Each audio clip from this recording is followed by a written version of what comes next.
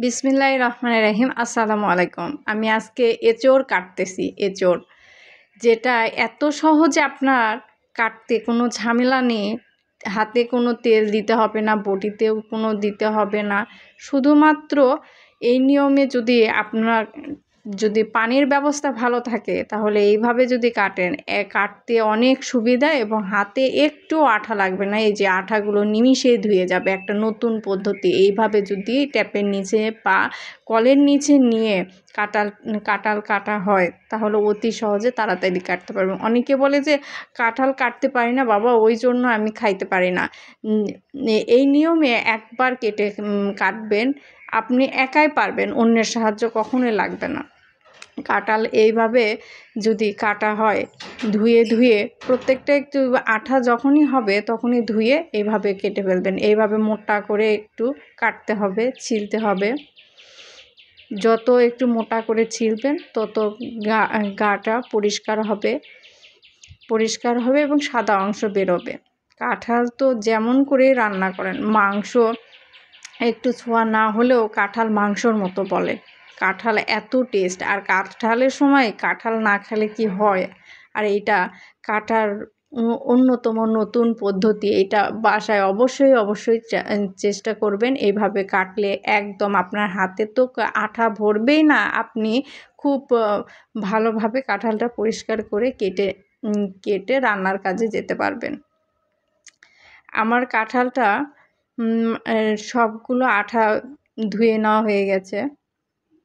মাঝখানের ওই শক্ত অংশটা কেটে ফেলে দেওয়া লাগবে।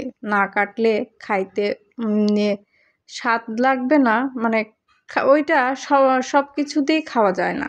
কাঁঠাল রান্নায় অবশ্যই এটা খাওয়া যায় না।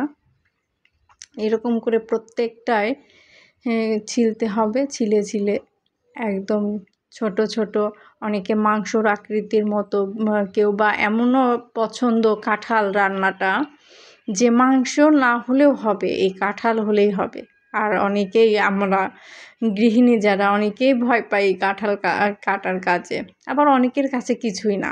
এইভাবে একবার বাসায় ট্রাই করবেন। কলের নিচে নিয়ে কাঁঠালটা কাটবেন, দেখবেন অতি সহজে কাঁঠাল কাটা হয়ে যাবে এবং হাতে কোনো তেল দেওয়ার ঝামেলা থাকবে না।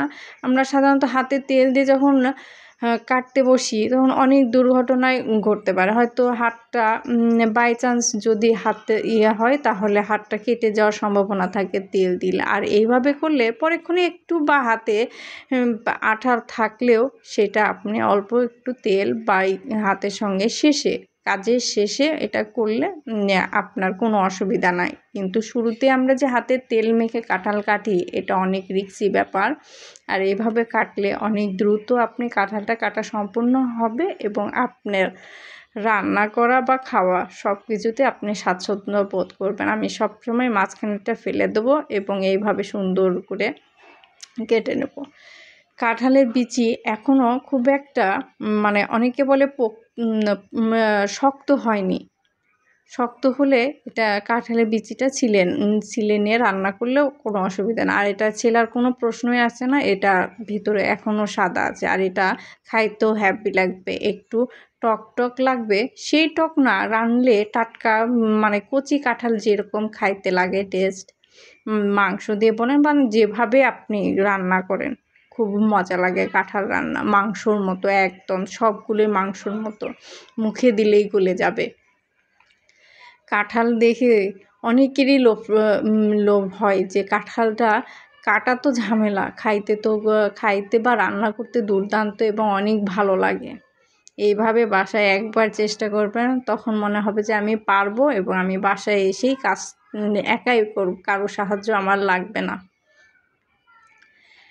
আমার সবগুলোই প্রায় কাটা শেষের দিকে, অর্ধেকটা হয়ে গেছে। আর সবগুলো আমি কেটে নিয়েছি একদম বড় করে। রাঁধতে গেলে সবগুলো ছোট, এত বড় আর থাকবে না, সবগুলো ছোট হয়ে যাবে।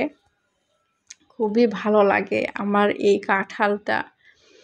মাংস হলে তো কথাই নেই। আর পরেরটাও কাটার পরে এটা আমি আবার ট্যাপের নিচে দিয়ে ভালোভাবে ধুয়ে নিচ্ছি একটা, আবার এর পাশেরটা কেটে নেব।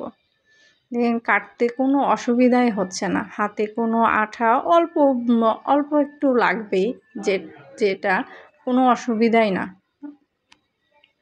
আমার কাঁঠাল কাটা সম্পূর্ণ শেষ। এইরকম একটা কাঁঠাল পুরোটাই নিয়েছি। পরের ভিডিওতে আপনাদের রান্না করাটা দেখাবো।